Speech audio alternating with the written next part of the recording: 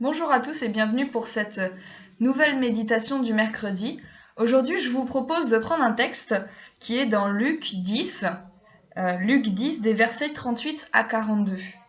Et voici ce que nous dit ce texte de Luc 10, 38 à 42. Comme Jésus était en chemin avec ses disciples, il entra dans un village, et une femme nommée Marthe le reçut dans sa maison.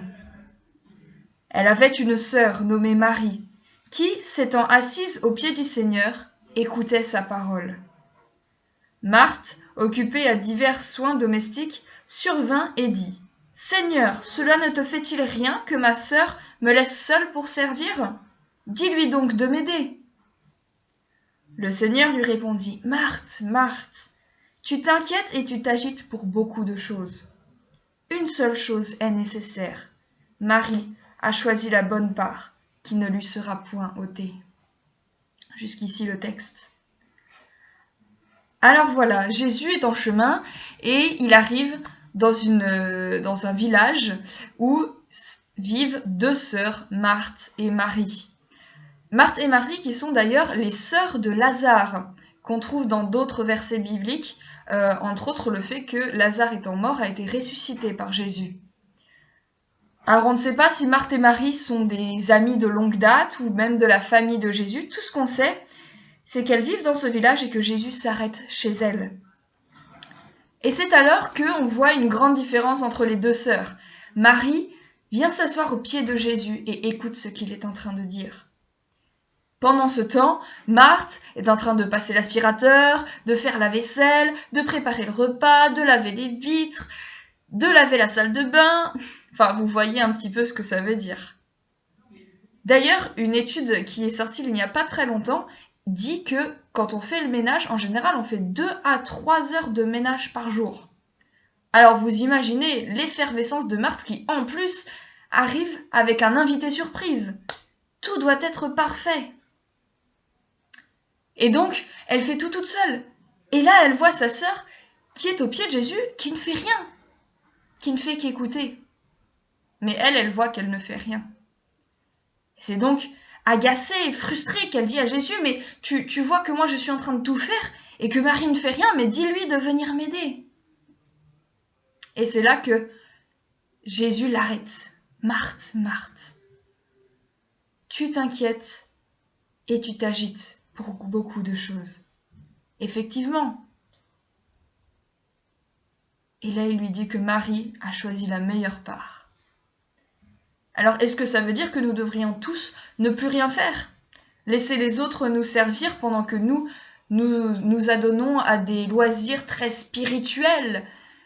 Non. En fait, Jésus n'est pas en train de réprimander Marthe parce qu'elle fait beaucoup de choses.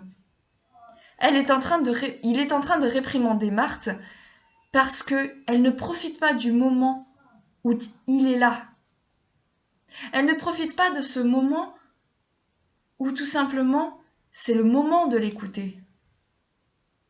En fait, il est en train de lui dire : « Marthe, profite du moment où je suis là, du moment où je suis en train de parler, pour venir m'écouter, et ensuite, tu feras toutes tes tâches. » Et même sûrement Marie viendra l'aider ensuite. Alors, et nous ? Je discutais tout à l'heure avec ma grand-mère qui me disait que elle, c'est une vraie Marthe, qu'elle n'arrive pas à s'arrêter, qu'elle est tout le temps à droite à gauche en train de faire tout le temps plein de choses. C'est pas si mal, hein ? Mais est-ce que, bien souvent, nous qui sommes des Marthes, nous savons aussi prendre un temps où nous ne nous penchons que sur la parole de Dieu, où nous ne prenons que du temps pour Dieu ? Pas « je lis ma Bible tout en pensant à tout ce que j'ai à faire », mais vraiment prendre un temps pour lui, où on ne pense qu'à lui, où on n'écoute que lui. Alors c'est vrai que avec les fêtes qui arrivent, nous allons sûrement avoir beaucoup de choses à faire, beaucoup de cadeaux à emballer, beaucoup de personnes, plus ou moins, qui viennent ou chez qui nous allons. D'ailleurs, faites attention à ne pas croiser trop de monde, ce serait bête qu'on ait une 3e vague qui arrive ensuite.